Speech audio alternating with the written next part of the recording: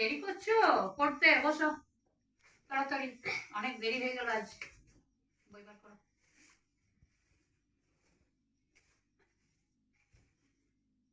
বই বার করো চট করে, আরো 3-4 জন আসবে এখনই। বই বার করো।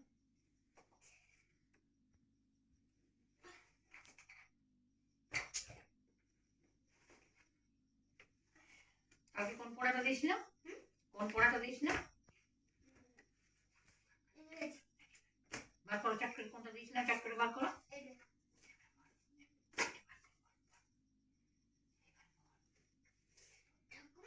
হ্যাঁ বলো।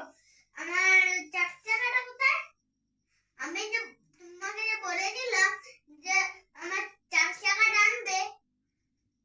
চার চাকাটা? তো তুমি 4 চাকা বলেছিলে, তো তুমি তো পরীক্ষায় পাস হয়েছি। পরীক্ষায় তো তুমি ভালো নাম্বার তুলেছো, পাস করেছো। তো তুমি যখন বলেছিলে যে না আমাকে 4 চাকা এনে দিতে হবে, ঠিক আছে, তুমি এখন বইটা পড়ে নাও, তোমার জন্য 4 চাকা আমি এনে দিয়েছি। তুমি মন দিয়ে পড়াশোনা করবে। দাঁড়াও তোমাকে দেখাচ্ছি, তোমার জন্য 4 চাকা নিয়ে এসেছি। বইটা বের করো। ঠিক আছে। বইটা বের করো, আরো মন দিয়ে পড়াশোনা করবে, ঠিক আছে? তোমার জন্য 4 চাকা আমি নিয়ে এসেছি।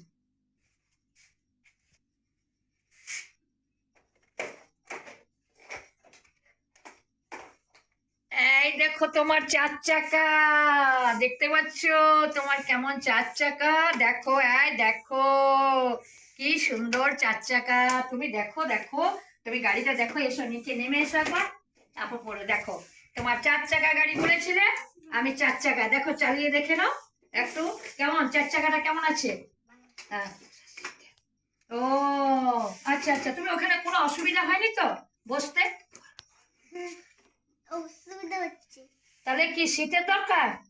আচ্ছা, সিট আমি তোমাকে একটা, তুমি ওঠো, তোমাকে সিট আমি একটা তৈরি করে দিচ্ছি। দেখুন বন্ধুরা, এই গাড়িটির সিট কিন্তু নেই। বাচ্চা ছেলে কিভাবে ভুলানো যায় দেখুন। আমি নিজে হাতে এই সিটটি যেমন সাইকেলের সিট তৈরি করে, সেইভাবে আমি সাইকেলের যেমন সেই সিটগুলো হয় বসার, সেইভাবে আমি বাচ্চাকে ভুলানোর জন্য আমি এটা যেটা আলুর বস্তা, আলুর বস্তা দিয়ে আমি এই সিটটি তৈরি করে দিয়েছি। এবার দেখুন, ও আমাকে বলেছিল পরীক্ষায় পাস করলে আমাকে 4 চাকা দেবে। ছেলেকে ভুলানোর জন্য অনেক কিছু মানে জানতে হয়, ওই জন্যে আমি 4 চাকা আজকে ওর জন্য এই 4 চাকাটা নিয়ে এসেছি। এরপর এই যে সিটটি করে দিলাম। এবার দেখুন সিটটি কেমন হয়েছে বন্ধুরা, দেখুন নিজে হাতে আলুর বস্তা দিয়ে সেগুলোকে কেটে আমি তৈরি করলাম। এবার আমি এখানে সিটটি দিয়ে দিচ্ছি। দেখুন বন্ধুরা, দেখুন সিটটি কেমন হয়েছে বলুন, কেমন তৈরি করেছি বলুন। এরপর তুমি চেপে, এটাতে তুমি চেপে যাবে, কোনো অসুবিধা হবে না তো? আচ্ছা তুমি চালাও, চালাও তুমি চালাও, দেখি কেমন চালাতে পারো। আমিও তোমার এখানে যাই। বন্ধুরা দেখুন, দেখুন বন্ধুরা, দেখুন, দেখুন বন্ধুরা, ছেলে ঘুরানোর জন্য কত করে, ঠিক আছে, ঠিক আছে হয়ে গেছে। আবার আরেকটা দেখুন, এই যে আমি একটা উপস্থিত বুদ্ধি করেছি। বন্ধুরা হয়তো ভাববেন যে এত সব এই বয়সে তোমার এত সব, তা নয়। এই যে দেখুন, এটাও আমি বস্তা দিয়ে, যেটা আলুর বস্তা, আলুর বস্তা দিয়ে এটা একটা তৈরি করেছি। দেখুন লুচির মতো, এটা একটা মাজন, বুঝতে পারছেন?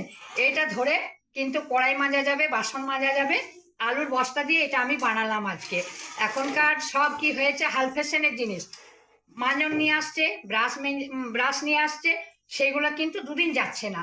উপস্থিত বুদ্ধি আমি বৌমাকে করে দিলাম যে বৌমা, যে 10 টাকাটা তুমি সাবান আনছিলে, যে 10 টাকাটা তুমি মাজন আনছিলে, সেটা তুমি নিজের 20 টাকা করে সঞ্চয় করে রাখবে। কারণ এখন যদি একটু টিপে বাসন মাজা যায়, বাসন যদি ঘুটের মানে ছাই দিয়ে, আমাদের সব পাড়া গ্রামে ঘুটের ছাই দিয়ে যদি টিপে একটু বাসনটা মাজা যায়, কিন্তু পরিষ্কার আয়নার মতো মুখ দেখা যায়। আমরা ওইভাবেই করতাম, তখন কাঠের উনুন ছিল, অনেক কিছু আমাদের ওই দিয়ে আমরা, তখন তো আমাদের এত সব ছিল না, বাসন মাজাও ছিল না, আর আমাদের ওই ব্রাশ ট্রাশ ওইগুলো ছিল না।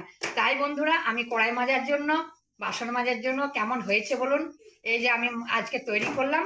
আপনাদের যদি ভালো লাগে লাইক কমেন্ট শেয়ার অবশ্যই জানাবেন। এবারে উপস্থিত বুদ্ধি যাতে মানে পয়সা আপচয় না হয়, কিন্তু এখনকার বউরা তো তা করবে না, তবু বুদ্ধি দিতে হবে।